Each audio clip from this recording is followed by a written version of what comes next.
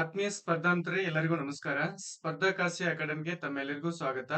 ಆ, ಇವತ್ತಿನ ಒಂದು ವಿಡಿಯೋದಲ್ಲಿ ಮೋಸ್ಟ್ ಇಂಪಾರ್ಟೆಂಟ್ ಒಳ ಮೀಸಲಾತಿಗೆ ಸಂಬಂಧಪಟ್ಟಂತೆ ಸ್ಪರ್ಧಾತ್ಮಕ ಪರೀಕ್ಷೆಗಳಿಗೆ ತಯಾರಿಸ್ತಕ್ಕಂತ ಆಸ್ಪಿರೆಂಟು ತಿಳಿದುಕೊಳ್ಬೇಕಾಗಿರ್ತಕ್ಕಂತ ಸಂಗತಿಗಳು ಏನು ಅನ್ನೋದು ಸ್ವಲ್ಪ ನಾನೇನ್ ಪಾತ್ರ ಚರ್ಚೆ ಮಾಡ್ತೀನಿ. ಮೋಸ್ಟ್ ಇಂಪಾರ್ಟೆಂಟ್ ಏನು ನಾಗಮುಂದಾಸ್ ವರದಿ ಏನಿ 5 ಕೆಟಗರಿಗಳನ್ನ ಮಾಡಿದೆಲ್ಲ, ಸೊ ಅದ್ರ ಬಗ್ಗೆ ಮತ್ತೆ ಈ ಒಳ ಮೀಸಲಾತಿ ಏನು ಸಬ್ಮಿಟ್ ಆಗಿದೆ 4 ತಾರೀಕು, ಸೊ ಅದ್ರ ಬಗ್ಗೆ ಯಾವಾಗ ಇಂಪ್ಲಿಮೆಂಟ್ ಆಗತ್ತೆ, ನೇಮಕಾತಿಗಳು ಯಾವಾಗ ಆರಂಭ ಆಗ್ಬೋದು, ಮತ್ತೆ ಒಂದಿಷ್ಟು ಸಚಿವರ ಅಭಿಪ್ರಾಯ ಏನು ಅನ್ನೋದು ಸೊ ತುಂಬಾ ಮುಖ್ಯ ಆಗತ್ತೆ. ಯಾಕಂದ್ರೆ ಈಗಾಗಲೇ ಒಳ ಮೀಸಲಾತಿ ಸಬ್ಮಿಟ್ ಆಗಿದೆ, ಒಂದು ಹಂತದ ಒಂದು ಪ್ರೊಸೆಸ್ ಮುಗೀತು. ಇನ್ನು ಎರಡನೇ ಹಂತದ ಪ್ರೊಸೆಸ್ ಏನಪ್ಪಾ ಅಂದ್ರ ಆರಂಭದಲ್ಲಿದೆ. ಮತ್ತೆ ಈ ಇದೆ ಸಚಿವ ಸಂಪುಟ ಏನು ಸಭೆ ಇದೆ 7ನೇ ತಾರೀಕು, ಸೊ ಅದರಲ್ಲಿ ಏನೇನ್ ಡಿಸಿಷನ್ ಆಗ್ಬಹುದು ಅನ್ನುವಂತ ಒಂದು ಮಾಹಿತಿ ಬಗ್ಗೆ ನಾನು ಇವತ್ತು ಚರ್ಚೆ ಮಾಡ್ತಾ ಇದ್ದೀನಿ.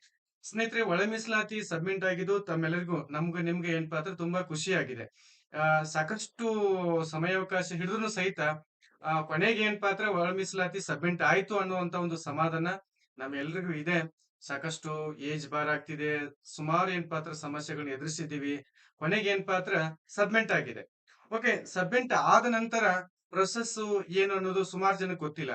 ತುಂಬಾ ಜನ ಸರ್ ಯಾವಾಗ ನೆಕ್ಸ್ಟ್ ಮಂತ್ ಕನ್ಫರ್ಮ್ ಆಗತ್ತನ, ಅಥವಾ ಸರ್ ಈ ವರ್ಷ ಕನ್ಫರ್ಮ್ ಆಗ್ತದೆ ಇಲ್ಲೋ, ಕನ್ಫರ್ಮ್ ಬಗ್ಗೆ ನಮ್ಗೆ ಮಾಹಿತಿ ಕೊಡಿ, ಸೊ ಅದ್ರ ಬಗ್ಗೆ ಕ್ಲಾರಿಟಿ ಕೊಡ್ರಿ ಅಂತೇಳಿ ಸುಮಾರು ಕೇಳ್ತಾ ಇದ್ರಿ.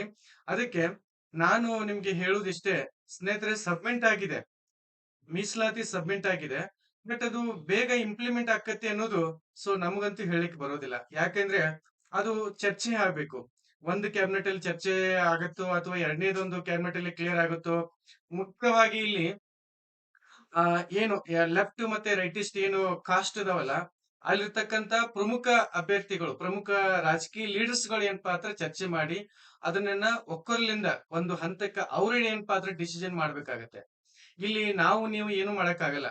ಯಾಕಂದ್ರೆ ಅಲ್ಲಿರ್ತಕ್ಕಂತ ಈ ಸಮುದಾಯಗಳ ಸಂಖ್ಯೆ ಮೇಲೆ ಏನಪ್ಪಾ ಅಂದ್ರೆ ಅದು ಡಿಸಿಷನ್ ಆಗತ್ತೆ.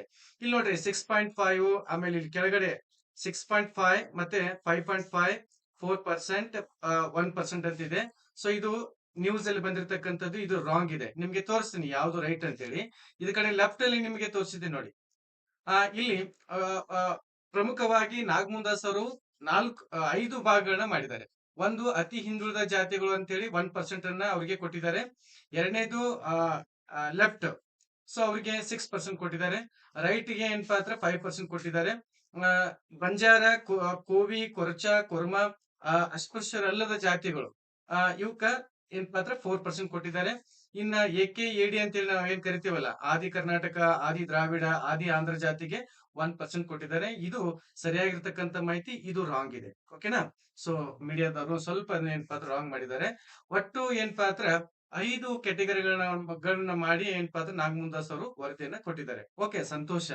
ಬಟ್ ಇನ್ನ ಮುಂದಿನ ಒಂದು ಏನು ಕ್ಯಾಬಿನೆಟ್ ಮೀಟಿಂಗ್ ಐತಲ್ಲ 7ನೇ ತಾರೀಕು, ಆ ಕ್ಯಾಬಿನೆಟ್ ಮೀಟಿಂಗ್ ಅಲ್ಲಿ ಸೊ ಇದು ಇಂಪ್ಲಿಮೆಂಟ್ ಆಗತ್ತನ ಅಂತೇಳಿ ಸುಮಾರು ಜನರಿಗೆ ಇದೊಂದು ಪ್ರಶ್ನೆ ಇದೆ. ಸೊ ಇಂಪ್ಲಿಮೆಂಟ್ ಆಗತ್ತನ ಅಥವಾ ಇಲ್ಲ ಅನ್ನೋಕ್ಕಿಂತ ಸೊ ಬೇಗ ಏನಪ್ಪಾ ಅಂದ್ರೆ ಡಿಸಿಷನ್ ತೆಗೆದುಕೊಳ್ಬೇಕು. ಒಂದರ ಕ್ಯಾಬಿನೆಟ್ ಒಳಗ ಡಿಸಿಷನ್ ತೆಗೆದುಕೊಳ್ರಿ ಅಥವಾ 2 ಕ್ಯಾಬಿನೆಟ್ ಒಳಗ ಡಿಸಿಷನ್ ತೆಗೆದುಕೊಳ್ರಿ.